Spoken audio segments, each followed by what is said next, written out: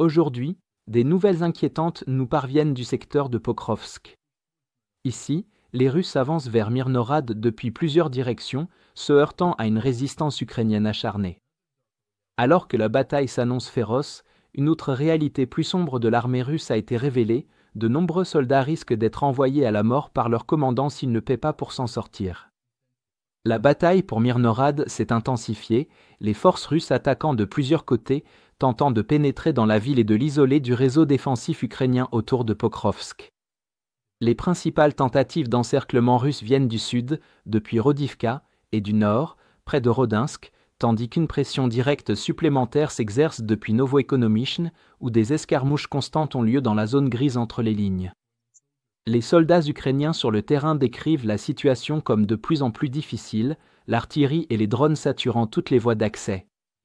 Pourtant, l'Ukraine tient bon, les défenseurs maintenant leur position dans les immeubles du sud-est et le secteur privé du nord-est. De petites contre-attaques ukrainiennes continuent de repousser les groupes d'assaut et infiltrateurs russes, souvent sous-approvisionnés, en infériorité numérique et moins bien entraînés lors des combats directs. Les Russes ont déployé 27 000 soldats dans la zone Pokrovsk-Myrhorod, soutenus par environ 360 véhicules blindés et 160 systèmes d'artillerie, le président Zelensky affirmant que les défenseurs ukrainiens sont en infériorité numérique de 8 contre 1, mais résistent toujours. Les tentatives russes d'entrer dans Myrhorod ont été confirmées par un porte-parole ukrainien, mais il a également assuré que Myrhorod reste sous contrôle ukrainien. Des vidéos géolocalisées montrent la destruction symbolique d'un char russe lourdement blindé, surnommé « char tortue », sur l'une des voies d'accès.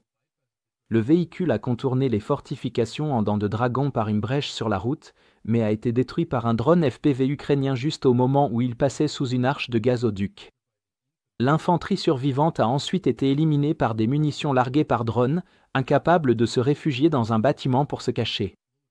Le char a explosé dans une énorme boule de feu, les Russes étant symboliquement anéantis à l'une des portes de la ville. Derrière cette attrition stupéfiante se cache une vérité plus sombre. Les généraux russes ont trouvé le moyen de transformer ce massacre en profit. Des enquêtes révèlent une extorsion et une corruption généralisée dans les unités de première ligne. Les soldats ordinaires sont forcés de payer leurs commandants pour ne pas être envoyés dans des assauts suicidaires sur Pokrovsk et Myrhorod. Ceux qui ne peuvent pas ou refusent de payer sont tout simplement « reset », un terme utilisé dans l'armée russe pour désigner l'exécution ou la mort délibérée lors d'un assaut suicidaire. Des journalistes ont identifié 101 officiers russes accusés d'exécution extrajudiciaire et d'extorsion, avec plus de 12 000 plaintes déposées auprès du bureau du procureur militaire en chef russe depuis le début de l'invasion. Pourtant, seulement 10 affaires pénales ont été ouvertes et 5 condamnations prononcées, ce qui reflète ce que les soldats décrivent comme une interdiction tacite d'enquêter sur les commandants de terrain. Les raisons pour lesquelles on est « reset » sont inquiétamment larges: refus de prendre d'assaut des positions ukrainiennes, consommation d'alcool, désobéissance ou même de simples disputes avec des supérieurs. Pourtant, dans de nombreux cas, tout se résume purement à l'argent. Les soldats qui ne paient pas les frais d'extorsion, souvent exigés pour leur protection, une meilleure nourriture ou un simple congé, sont envoyés en première ligne sans soutien d'artillerie, sans communication, ni même gilet pare-balles. Ils sont jetés dans des missions de reconnaissance suicidaires destinées à révéler les positions de tir ukrainiennes, tandis que d'autres sont exécutés à l'arrière. L'ampleur des atrocités est telle qu'un soldat russe mobilisé a laissé entendre qu'à leur retour de la guerre, la prison ne leur ferait plus peur et que les officiers devraient se cacher pour éviter la vengeance. Globalement, alors que les unités ukrainiennes continuent d'user les Russes autour de Pokrovsk et Myrhorod, chaque mètre de terrain coûte aux Russes des centaines de morts, non seulement à cause de la résistance ukrainienne, mais aussi à cause de la corruption et de la cruauté russe. Les généraux s'enrichissent tandis que les soldats doivent payer leur dernier rouble ou leur prime de signature pour éviter d'être envoyés à une mort certaine.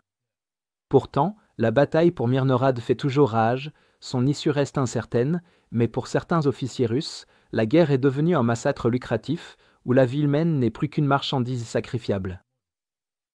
Si vous souhaitez explorer d'autres développements clés d'aujourd'hui, que nous n'avons pas pu couvrir dans cette vidéo, assurez-vous de visiter notre carte interactive d'actualité.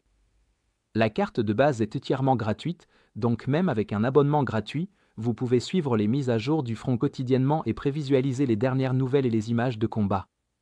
Plus important encore, la carte vous permet de voir exactement où se déroulent les événements les plus significatifs, vous donnant un aperçu complet de la situation mondiale en seulement 5 minutes par jour. Le lien vers notre carte interactive se trouve dans la description ci-dessous. Merci d'avoir regardé cette mise à jour, et un merci spécial à tous ceux qui suivent déjà notre carte interactive.